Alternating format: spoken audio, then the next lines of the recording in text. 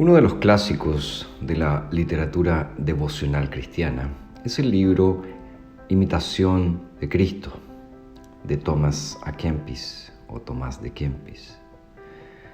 En este libro Tomás nos lleva a reflexionar acerca de esta importante faceta de la vida cristiana.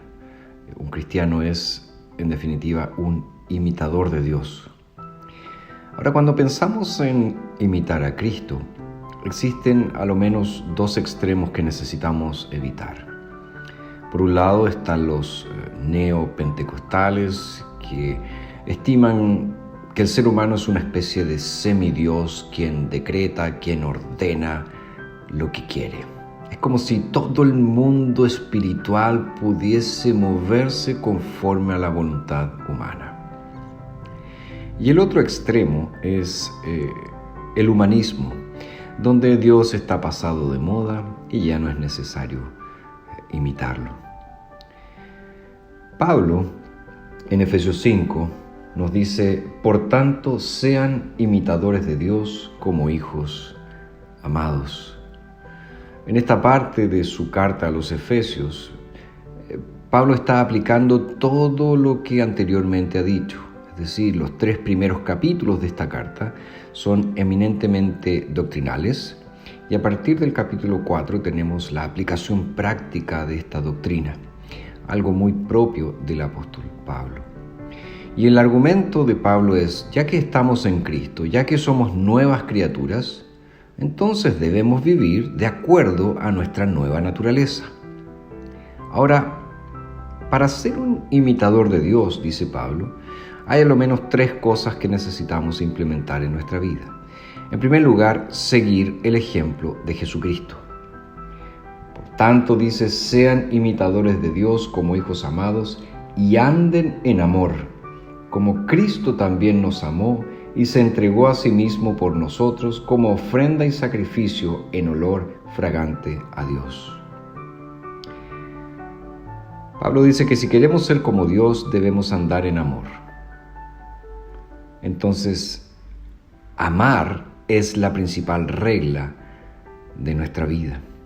Ahora la pregunta es: ¿cómo expresamos este amor? ¿Cómo amamos? Bueno, Pablo está diciendo: amar es ser como Cristo, es decir, es entregarse a uno mismo, es negarse a uno mismo, es poner los intereses de los demás en primer lugar. También Jesús, dice Pablo, se ofreció como sacrificio, es decir, es un acto de adoración, es un acto de sumisión.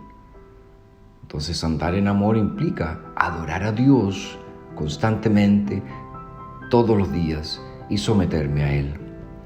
Y también Pablo dice que este sacrificio, este ofrecimiento de Jesús fue agradable a Dios, es decir, fue aceptado. ¿Por qué? Porque fue hecho conforme a la voluntad de Dios. Además de seguir el ejemplo de Jesucristo, Pablo dice que si queremos ser un imitador de Dios, no debemos participar en obras pecaminosas.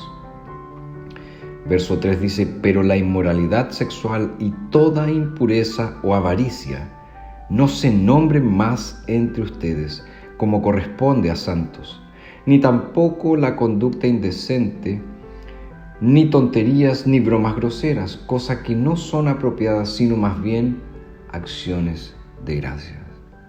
La vida cristiana no es una vida quieta, no es una vida de contemplación, es una vida de acción. Y esta acción implica ¿qué cosa? Abandonar, alejarse de la inmundicia y buscar la santificación. Ahora, ¿cómo adquiero la santidad? ¿Cómo me santifico a mí mismo? Bueno, Pablo aquí nos presenta un saludable sinergismo bíblico. Es decir, Dios hace su obra en nosotros por medio de su Espíritu, pero nosotros obramos también. Y esto se aplica claramente a la santificación. Porque Pablo nos dice que debemos mantener puro nuestro actuar y nuestro hablar. Además dice que debemos evitar ser engañados por falsas doctrinas.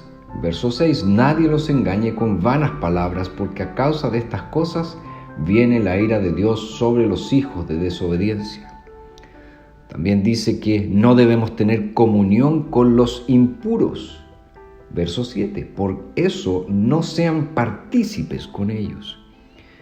Y finalmente dice que debemos denunciar el pecado, verso 11, y no tengan ninguna participación en las infructuosas obras de las tinieblas, sino más bien denúncienlas.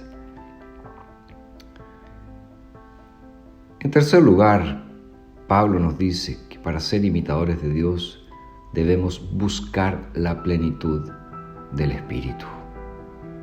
A partir del verso 15 dice: miren pues con cuidado cómo se comportan, no como imprudentes, sino como prudentes, redimiendo el tiempo, porque los días son malos. Por tanto, no sean insensatos, sino comprendan cuál es la voluntad del Señor. Y no se embriaguen con vino, pues en esto hay desenfreno, más bien sean llenos del Espíritu. Pablo nos está instando aquí a buscar la madurez cristiana, andando en sabiduría, aprovechando bien nuestro tiempo. Ahora, ¿qué significa que un cristiano sea lleno del Espíritu? Bueno, en primer lugar, que él piensa bíblicamente. En segundo lugar, que él comprende la voluntad del Señor. En tercer lugar, él no se deja dominar por aquello que es destructivo. Y por último, él anhela ser lleno del Espíritu. Ahora, ¿cómo se manifiesta esta plenitud? Verso 19 dice: hablando entre ustedes con salmos, himnos y canciones espirituales, cantando y alabando al Señor en su corazón.